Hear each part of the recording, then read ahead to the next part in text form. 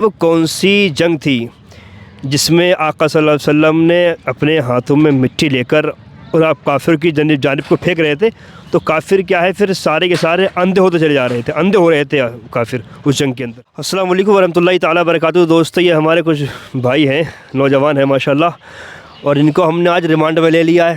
دیکھتے ہیں کتنی نالج ہے دین کے بارے میں ہے یا نہیں ہے۔ بہرحال جو ہم ان سے سوال کریں گے بڑے کچھ آسان سوال بھی ہیں، کچھ سخت مشکل سوال بھی ہیں، اور بس دیکھتے ہیں یہ کہ مطلب آج یہ پھنستے ہیں سوالوں گھیرے میں یا پھر جواب دے کر نکل جاتے ہیں۔ بھائی جان، پہلے سوال ہم کریں گے آپ سے، ٹھیک ہے؟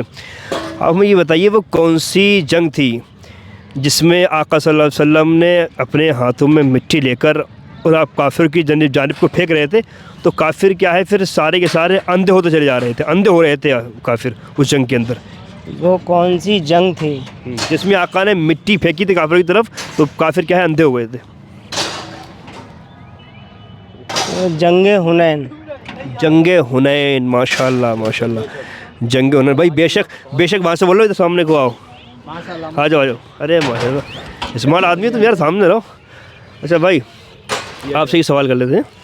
سوال یہ ہے کہ وہ کون سا ذکر ہے قرآن مجید کا، وہ مطلب کون سی آیات کریمہ ہے کہ جس کی اگر ہم تلاوت کثرت سے کرتے ہیں تو اللہ رب العزت ایک فرشتہ پیدا فرماتا ہے، اور وہ فرشتہ اس پڑھنے والے کے لیے کیا ہے پھر حفاظت کا ذریعہ بن جاتا ہے، حفاظت کرتا ہے پھر فرشتہ وہ۔ قرآن کی وہ کون سی ایسی آیت کریمہ ہے؟ آیت الکرسی۔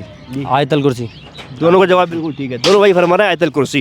صحیح جواب یہ ہے کہ مطلب آیت الکرسی جو زیادہ پڑھتا ہے، زیادہ تلاوت کرتا ہے تو اللہ رب العزت کیا ہے پھر ایک فرشتہ پیدا فرماتا ہے، جو فرشتہ کی مطلب اس پڑھنے والے کی حفاظت فرماتا ہے۔ اللہ رب العزت اس انسان کی حفاظت میں لگا دیا کرتا ہے۔ اچھا بھائی بھی ایک موجود ہے ہمارے سامنے، آپ یہ بتاؤ کہ وہ اسلام کے جو 4 خلیفاؤں کا ذکر بہت زیادہ ہوتا ہے، عمر فاروق اعظم، عثمان غنی، مولا علی اور صدیق اکبر ہیں، تو ان چاروں میں سے وہ کون سے صحابی رسول ہیں جو خلیفہ بھی ہیں اور آقا صلی اللہ علیہ وسلم کے سسر بھی ہیں؟ سسر بھی ہیں۔ سسر بھی ہیں، وہ ہیں حضرت ابو بکر صدیق، عمر فاروق، حضرت ابو بکر صدیق پہلے خلیفہ دیکھو، اور باقی داماد ہیں حضرت عثمان غنی، حضرت علی شیر خدا، حضرت عمر فاروق اعظم خلیفہ ہیں، وہ دوسرے خلیفہ ہیں۔ پہلے خلیفہ حضرت ابو بکر صدیق، پھر داماد ہیں ہمارے نبی صلی اللہ علیہ وسلم۔ بالکل صحیح ہمارے بھائی فرما رہے ہیں، ابو بکر صدیق ایسے صحابی رسول ہیں جو صحابی بھی ہیں، سسر بھی ہیں اور خلیفہ بھی ہیں۔ خلیفہ بھی ہیں، ہاں۔ اور داماد جو ہیں وہ عثمان غنی اور علی شیر خدا مشکل کشا۔ تو ماشاءاللہ دیکھیے بڑی خوبصورتی کے ساتھ میں یہ ہے تو نوجوان بیچارے، لیکن ان کو دین کے بارے میں سمجھ ہے، ان کو سیکھ ہے، ان کو نالج ہے دین کے بارے میں۔ اچھا بھائی، تھوڑا نماز کے بارے میں بات کریں آپ سے، اگر آپ کی اجازت ہو تو نماز کے بارے میں۔ سب سے پہلے تو یہ بتائیے کہ عشاء میں کیا رکعت نماز پڑھی جاتی ہے؟ عشاء میں 17۔ کیا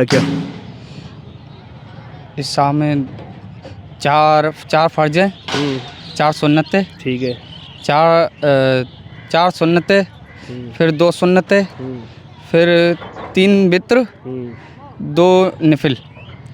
کم زیادہ ہو گئی ہیں تو نہیں، 2 نفل، نہیں 4 نفل، 3 وتر اور 8 رکعتیں سنتیں ہیں۔ اچھا، جیسے ہم پڑھتے ہیں نا ویسی گنو، آپ جس ترتیب سے ہم پڑھتے ہیں اس ترتیب سے گنو۔ مسجد میں ہم جیسے جاتے ہیں سنتیں پڑھتے ہیں، کتنی سنتیں؟ 4 سنتیں ہو گئی، پھر فرض 4، 8، پھر سنتیں 2، ٹھیک ہے، 10، پھر بعد میں وتر، نہیں 2 سنتیں، نفل، ہاں نفل 2 نفلیں، پھر 3 وتر، ہاں۔ اس کے بعد پھر نفل کتنے؟ 2، ہاں کوئی بات نہیں، 4 نفل ہیں، 3 وتر ہیں اور 8 سنتیں ہیں سب، اور 4 فرض ہیں۔ اچھا چلو، آڈینس بھی حساب کتاب لگا لے گی۔ بہرحال جواب ٹھیک ہے آپ کا، 17 رکعت نماز کیا ہے عشاء میں پڑھی جاتی ہے، اور اسی میں وتر جو پڑھتے ہیں ہم 3 رکعت، تو وتر پڑھنا سنت ہے، واجب ہے، مستحب ہے یا فرض ہے؟ فرض، واجب ہے۔ واجب ہے، بالکل ٹھیک فرمایا، وتر پڑھنا واجب ہے۔ بہت شکریہ بھائی، جتنا ہو سکے دوستوں ویڈیو کو شیئر کریں اور نوجوانوں کے حق میں ضرور دعا فرمائیں، ٹھیک ہے بھائی؟ السلام علیکم ورحمۃ اللہ۔